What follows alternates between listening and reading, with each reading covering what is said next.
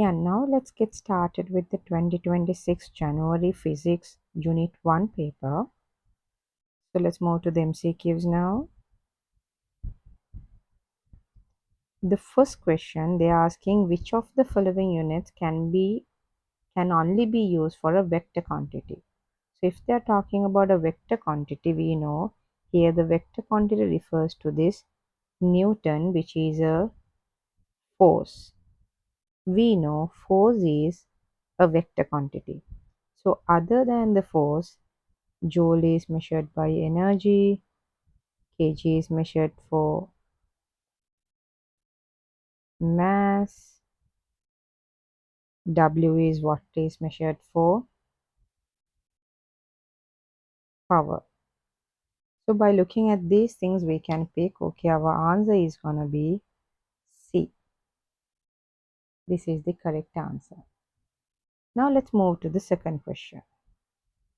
In the second question, they are talking about an apple falls freely. So the important parts are, let me highlight, it falls freely from the rest until it reaches the ground, and it is moving like a s distance in a time period t. So here what we can do is, we know this is coming under free fall. If I consider the vertical motion, because it falls a s distance, so if the tree is there, the fruit is somewhere here, so this is moving down, and the time it got traveled, if it is now here, the distance is s and the time is t. Now what I'm going to do is I'm going to apply s equals ut plus half at squared for the vertical motion downwards. I'm applying this for the vertical motion. So s is s, u we know it's going to be 0 times t plus half into, here we can see A, we have to use it, is that the A is given, no, it's the gravitational acceleration, and t squared. Okay, so what we can get is, this will become 0, so that is half g t squared. Now they are asking us a relationship. We know whenever you have such a thing, this half g, it is a constant value. So since it's a constant, you can write s is proportional to t squared. So if we really see, our answer is going to be fourth one. So that is how we pick the answer. Let me clean this up. Okay. So what we got at the end was s equals half gt squared, because u was 0. So s is proportional to t squared. So I noted it up in a more clear way, I guess. Now let's see question number 3. In the question number 3, they are talking about a white ball moving with a velocity v collides with a stationary ball with the same mass. So that means there is a mass which is m, which is moving with v, but this is colliding with another m, but the velocity is 0 here. After the collision, the white ball is stationary. Okay, the white ball was this was the red ball. Now the white ball is stationary. Now the v equals 0. The red ball moves with the velocity of v. So that's what they say. So for the white ball, let me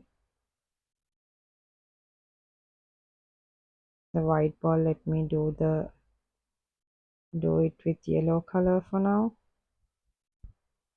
Okay, because if I do with the white, it's not visible. So now they are asking about what happens to the total kinetic energy and the total moment of the balls during this collision. Okay, we know according to the conservation of momentum, so when the elastic when it is conserved, now we know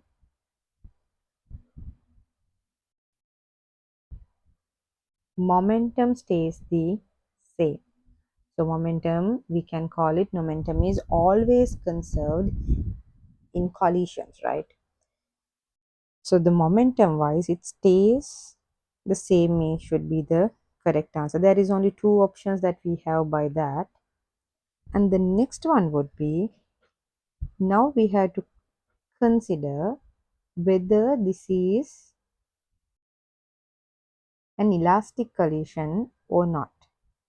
But we know when the identical masses exchange their velocities, even the kinetic energy is also conserved. So this is, if we think about the collision, this is a perfectly elastic collision. So we can see both remains unchanged. Even a kinetic energy remains unchanged and the total momentum remains unchanged.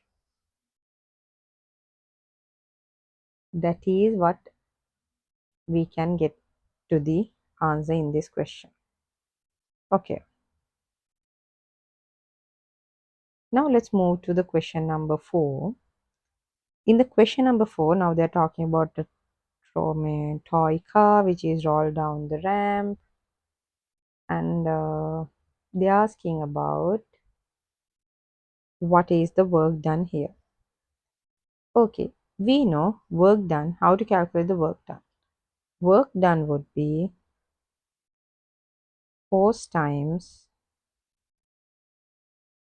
displacement, right? It's going to be literally, if I write it in entire words, this is direction.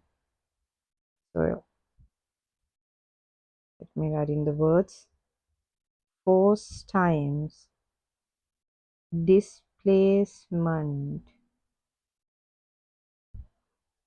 moved in the direction of force, in the direction of force. So this is the wordy equation that you're writing as F equals W equals FD. Okay, now since we know this is X, this value is X, this value is Y, so what is the movement that we have here? So if we think the length we move is L, so how do you get the L?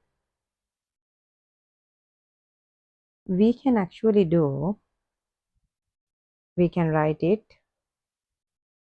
maybe since this equation has X or Y, so I'll just go with whatever comes to my head at first.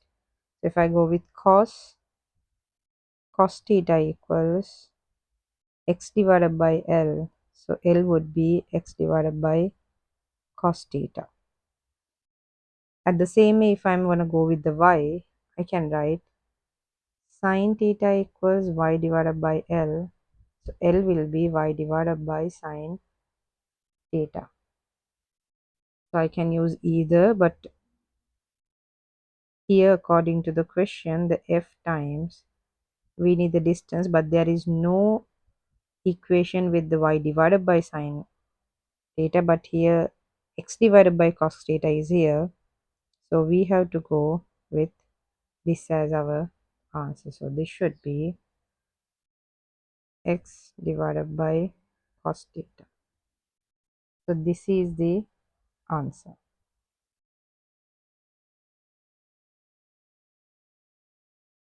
Now let's move to the question number 5. So in the question number 5, what do they ask is, they're going to ask a force of 20 Newton and a 35 Newton is acting on a point.